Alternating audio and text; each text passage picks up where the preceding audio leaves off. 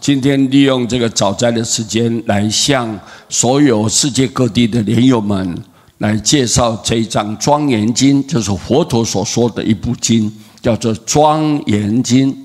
里头有一段话，似乎看起来很感动，很感动，很敬佩了我们伟大的佛陀，能讲出这么微妙的、非常高深的道理，对我们众生有实质上的利益。那么我们呢，一定欣然的接受，非常欢欢喜喜的信受奉行。那么它里头讲，我若成正觉，立名无量寿。这个意思就是，我是指阿弥陀佛，正觉就是他成佛了。阿弥陀佛呢，如果他成佛了，立名建立一个名字，我要建立一个名字叫什么？无量寿，就是阿弥陀佛的意思。阿弥陀佛是无量寿、无量光嘛，各位对不对？无量寿就是阿弥陀佛。众生闻此号，众生如果听到这句名号，即来我刹中，全部都能够到我的净土来，都能够到我极乐世界的这个国土来。各位，你看，佛他这么清楚的告诉你，你听到这句名号，你就这么念，顺他的愿，你不要去怀疑，不要动摇啊，从头到尾就是深信不疑。那么这样子的话呢，佛陀说，听到这句名号，你只要称念，都来我的国土里面来了，大家都能来的。如佛金色身，就像佛一样，你去到那个国土以后，你就跟佛一样，你的身是金色的，遍满在整个法界之中。你去到那里就成佛了。释迦佛陀告诉我们，如果你们到西方净土之后，我们跟佛是一样金色身，妙相悉圆满，微妙的这个面相啊，非常的圆满。佛陀有32相，各位你看那个脸饱满呐，耳朵垂肩呐，那个手有法轮相啊，他脚底部也有法轮相。你看啊，手要过膝，牙齿40颗。我们现在牙齿有几颗？各位31、28。最多这样啊，我们就觉得很了不起。为什么？我们经常打妄语啊，造口业啊，所以我们就没有办法像佛一样，他都圆满相嘛，没有一个缺漏的。所以我们才知道说，哦，微妙的面相全部都圆满了，就是他的功德力所造成的。佛陀为众生牺牲了，舍身舍命了。所以把所有一切功德福慧双修都到具足了以后，才会有这样一个让大家很赞叹、非常的敬佩的这种微妙的面相。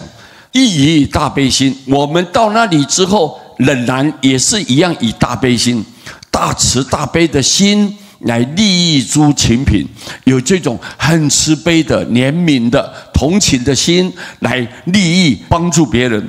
诸群品就是众生，能够帮助、能够利益大众，这些所有的众生，我们都愿意。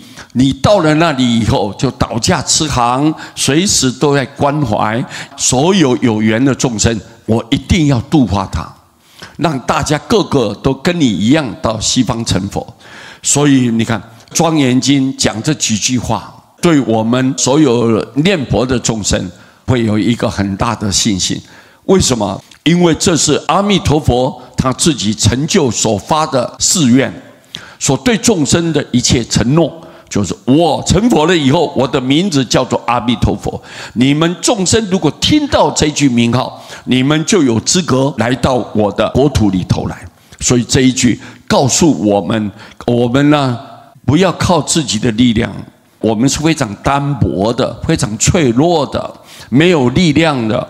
但是如果我们依靠这个佛，念佛就是靠佛，靠佛的力量，我们就直接超生五浊恶世，离开这个娑婆世界，我们跳脱，直接往西方净土，以后就不要受生受死，永远不老不病不会死，一直到最后成佛。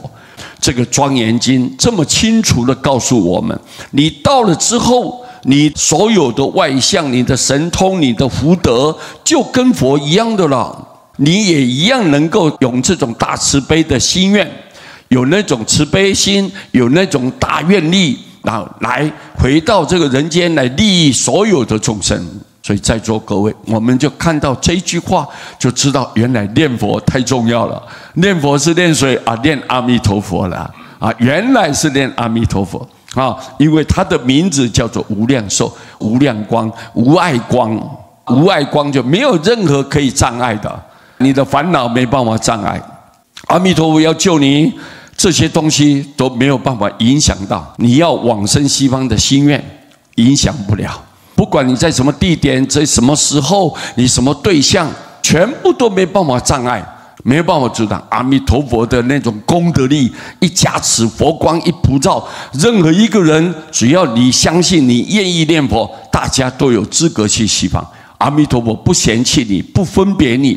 这中间一定要挑什么人对象吗？什么条件吗？没有，完全没有。所以我们只要顺他的愿，念他的名号，我们就有资格到西方去。这一章《庄严经》非常重要的一段话，各位对不对啊？你们听明白没有？好，我们将这个功德回向给十方一切众生啊！大家同生西方，同成佛道。南无阿弥陀佛。